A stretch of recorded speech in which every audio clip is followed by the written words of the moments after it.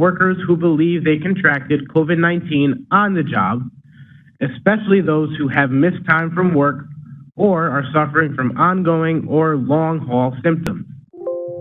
We ask that you please keep your phone lines muted, as we will be using the chat feature to receive your questions today.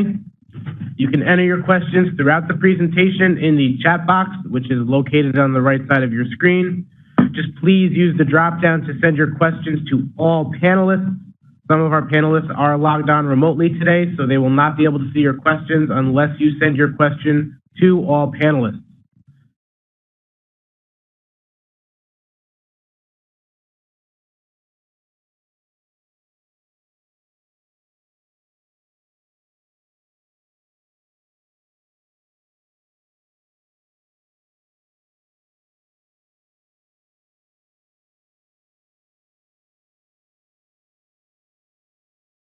Tachi, Deputy General Counsel Heather McMaster, and last but not least, our Advocate for Injured Workers, Joe Cavalcanti, who is going to say a few words to kick things off.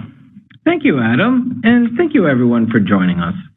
The Office of the Advocate for Injured Workers here at the board exists to support the injured workers of New York State. We're here for you. So in today's presentation, we'll be sharing important information about workers' compensation for employees who have contracted or who do contract COVID-19 due to an exposure in their workplaces. As part of this, we will be detailing how and when to file a claim. And the when here is very important, and one of the key reasons we're doing this webinar today. Workers have 2 years from the time they contracted COVID-19 to file a claim.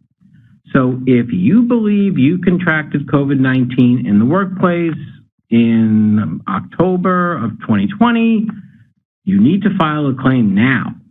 You will also learn what to include in your claim to show you had COVID and that your COVID-19 was work-related.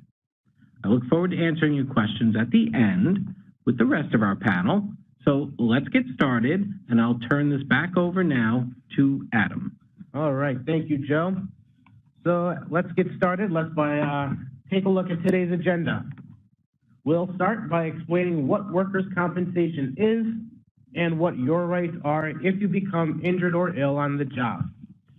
Then we will discuss how workers' compensation can help those affected by work-related COVID-19, including workers who are facing ongoing or long-haul symptoms. We'll talk about the importance of filing a workers' compensation claim and walk you through the process of doing so, including the medical documentation that's needed to support your COVID-19 claim. Finally, we'll point you to some helpful resources for more information or assistance with filing, and again, we will leave time at the end to take any questions. So let's start with a brief overview of workers' compensation. Workers' compensation is a no-fault insurance system and is usually covered by insurance through an employer unless they're self-insured. We'll discuss this more a little later in the presentation.